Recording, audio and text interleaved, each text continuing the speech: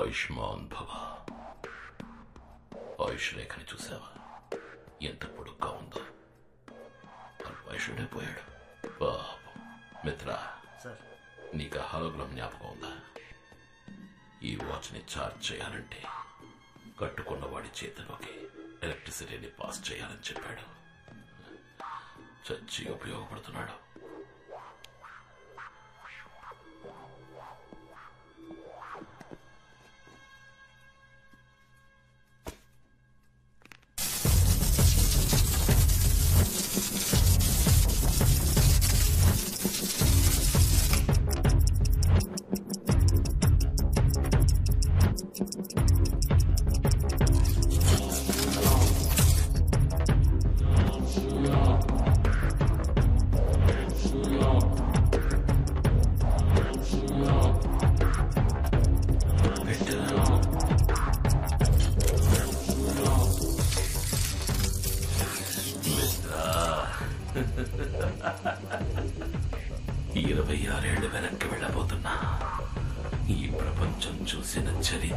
సాధించిన ఘనత అన్నిటినీ నా కాళ్ళ దగ్గరికి తెచ్చుకోబోతున్నా. వచ్చి ఈ వాచ్ని తాకు. నేను కోల్పోయిన ఇన్నేళ్ల జ్ఞాపకాలతో పాటు నాకు నువ్వు కావాలి. ఇద్దరం కలిసి వెళదాం.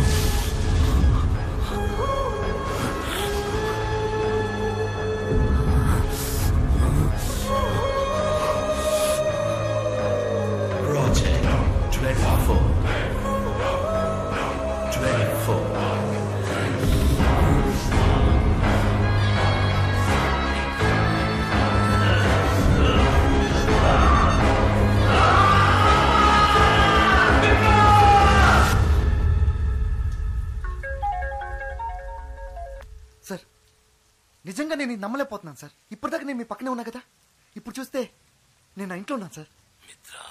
సార్ ఆ వాచ్ అద్భుతం సార్.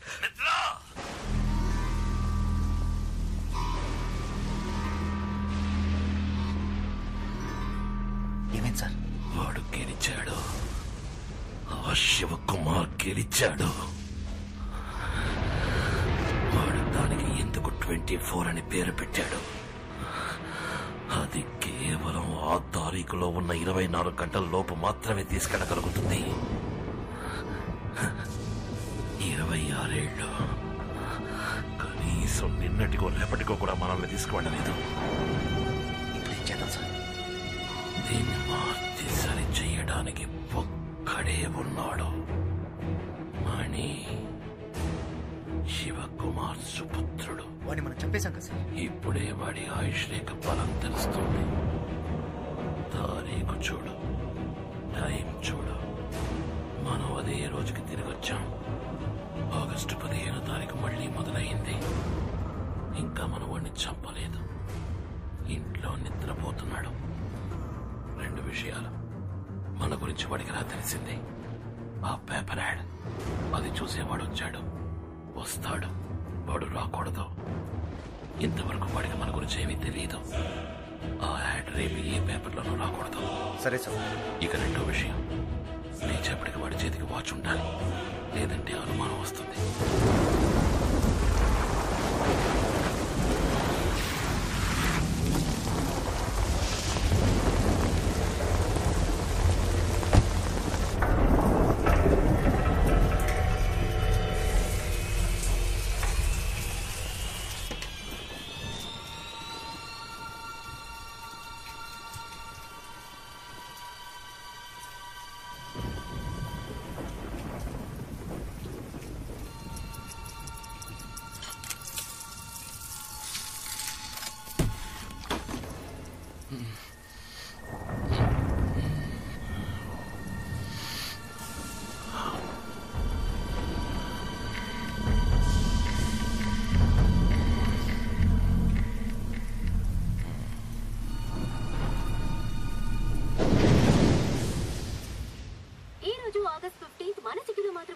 ఇండియా మొత్తం ఇండిపెండెన్స్ డేని సెలబ్రేట్ చేసుకునే విధంగా ఈ రోజు ఎన్నో కార్యక్రమాలను ఆర్గనైజ్ చేస్తారు. ఇల్లాలి అక్రమ సంబంధానికి ఆదరణ తెలిపిన భర్త.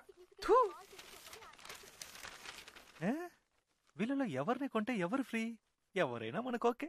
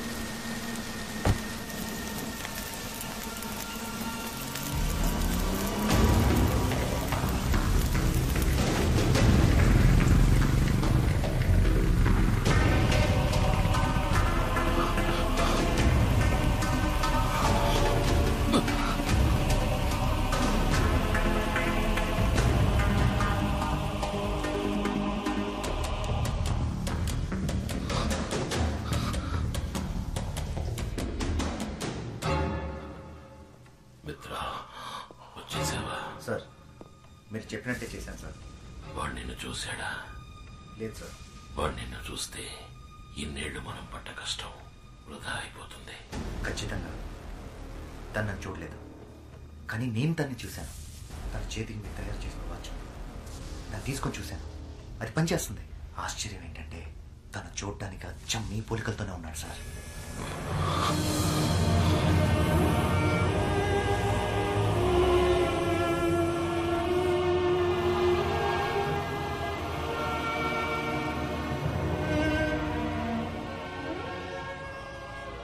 ప్రియా, మిత్ర చెప్పింది విన్నావా?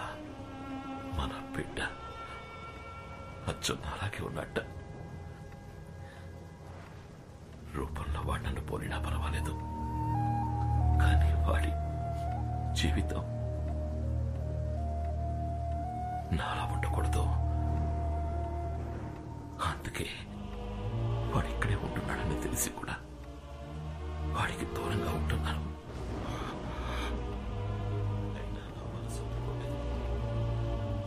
అందుకనే ఒకసారి మన మిత్రాన్ని చూసి రమ్మని చెప్పాను.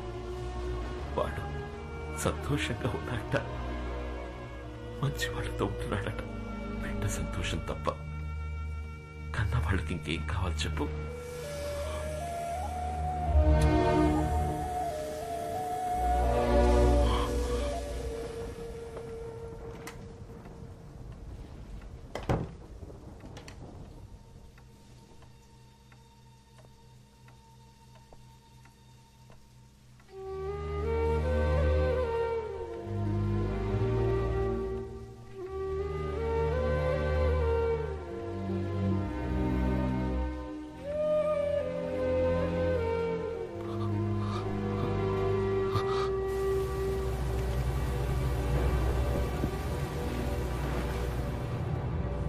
అదేనా సార్, వాడు వాచ్ పెట్టుకునే చేతికి కాకుండా మార్చి పెడితే ఖచ్చితంగా నన్ను ఫాలో అవుతూ ఇక్కడికి వస్తాడని అంత కరెక్ట్గా చెప్పారు.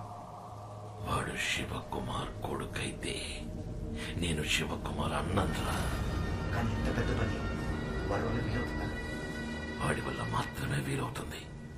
వాడి బాబుని చూడకుండా ఏ పని చేసేవాడో తెలియకుండా పెరిగాడు వాడు. అయినా వీడే పని చేస్తున్నాడో చూసావా? Watch mechanic. వాడిలో ఉన్నది శివకుమార్ రక్తం. ఖచ్చితంగా చేస్తాడు. వాడిని పిలిపించి చెయ్యమని అడిగినా, మనం బెదిరించినా మన కోసం చేస్తాడా? వెళతా. వాడి జీవితంలోకి వాడి బాబులా వెళతా. వాడి తల్లి గురించి చెప్పి తనని చూడాలన్న ఆతృతని పెంచుతా. ఆత్రేయ వాడి కుటుంబాన్ని దారుణంగా అంతం చేసిన కథ చెప్తా. అప్పుడు చేస్తాడు. ఫోటో ముందు కన్నీళ్లు కారుస్తూ నించున్నాడుగా, వాడికి జన్మనిచ్చిన తల్లి దానికోసం చేస్తాడు. వాడి బాబుననుకుంటున్న నన్ను నయం చేయడానికైనా చేస్తాడు. చేయించి చూపిస్తా. మిత్ర, ఆ వాచ్ని కట్టుకుని ఎవడైనా దాన్ని ఉపయోగించుకోవచ్చు. కానీ ఆ పని చేయకుండా నాకు అనుకూలంగా ఉపయోగించుకుంటా. చూసుకో.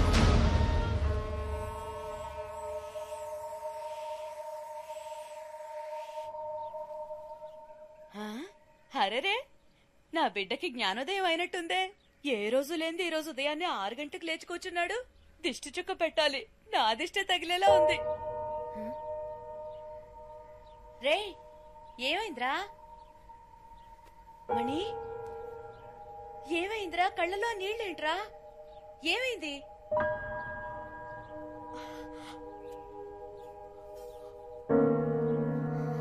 అమ్మా, వీళ్ళ గురించి తెలుసుకోవాలని ఆతృతతో అడగడం లేదు. నేను నీ బిడ్డని కానా అన్న ఆవేదనతో అడుగుతున్నాను. మనం ఎలా కలిసామమ్మా?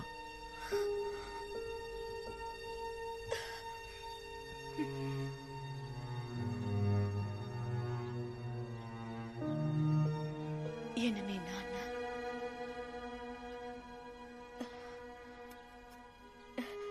నువ్వు పెరిగి పెద్దయ్యాక నీ ముఖం చూస్తే అప్పుడు నాకు అర్థమైంది. నిన్ను నా చేతుల్లో పెట్టి నా జీవితాన్ని మార్చేసిన వారు మీ నాన్న. మనం ఎవరని అడిగావు కదా, చెప్తాను. ఊర్లోనే చాలా పెద్ద కుటుంబం మనది. నాన్న, అన్న, వదినలతో ఎంతో ప్రేమగా ఉండే కుటుంబం. ఆ ఇంటి గారాల పట్టిన నేను. అమ్మాయిలు బాగా చదివి పైకొచ్చి అందరికీ సాయపడాలనే ఉద్దేశంతో నన్ను బయటూరికి పంపించి చదివించారు మా నాన్న. ఒకరోజు నాకు ఉత్తరం వచ్చింది. పెద్ద కుటుంబం నుంచి మంచి సంబంధం వచ్చింది, వెంటనే రా అని. ఆ ప్రయాణమే నా జీవితాన్ని మార్చేస్తుందని ఆ రోజు నాకు తెలియలేదు. సరిగ్గా అప్పుడే శరీరం అంతా గాయాలతో నీతో పాటు మీ నాన్నను చూశాను. నిన్ను నా చేతుల్లో పెడుతూ నీ బిడ్డకు ఎటువంటి ఆపద రానివ్వనని వాళ్ళమ్మకి మాటిచ్చానని, ఆ మాట నిలబెట్టుకునే పరిస్థితుల్లో నేను లేనని, మీరే ఎలాగైనా నా బిడ్డని కాపాడాలని నిన్ను నా చేతుల్లో పెట్టి ఆయన వెళ్లిపోయారు. ఆ తర్వాత ఆయన నేను చూడలేదు.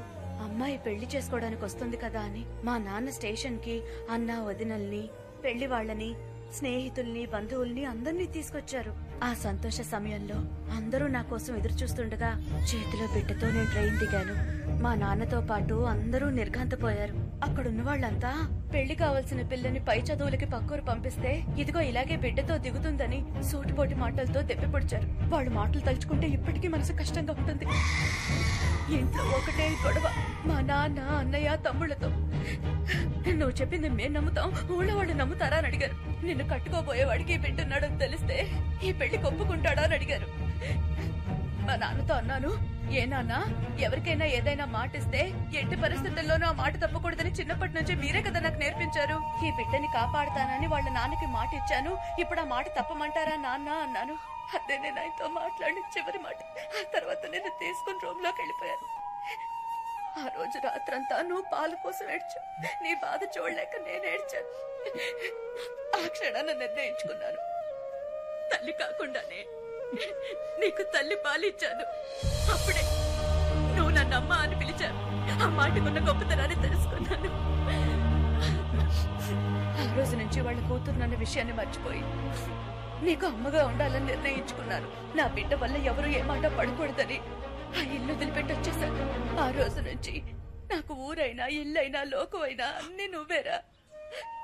ఇప్పుడు చెప్తున్నానురా, ఈలాగా నేను నిన్ను 10 నెలలు మోసి కనలేదు. కానీ 26 ఏళ్లు నా గుండెల్లో పెట్టుకుని చూశాను. నేనేరా నీకమ్మని. ఎవరెన్ని చెప్పినా నేనే నీకమ్మని. నువ్వు నా కొడుకువి, నేను నీకమ్మని, అంతే.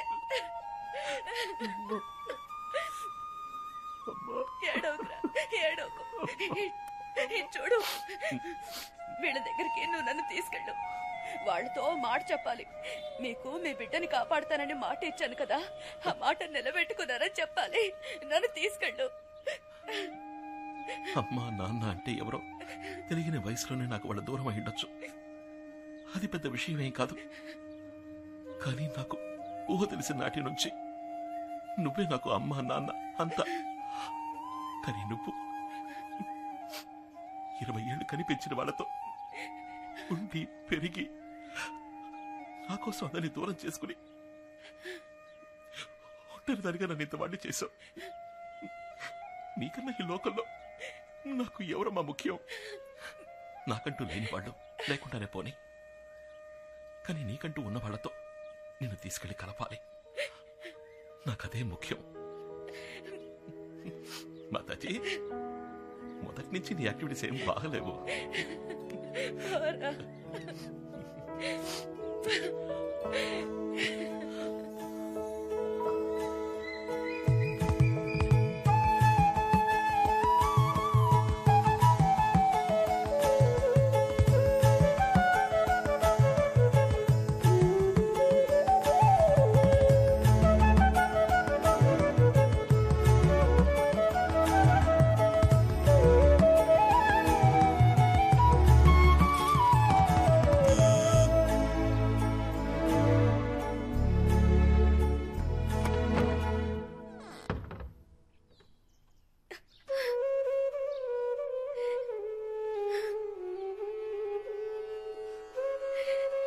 వదినా,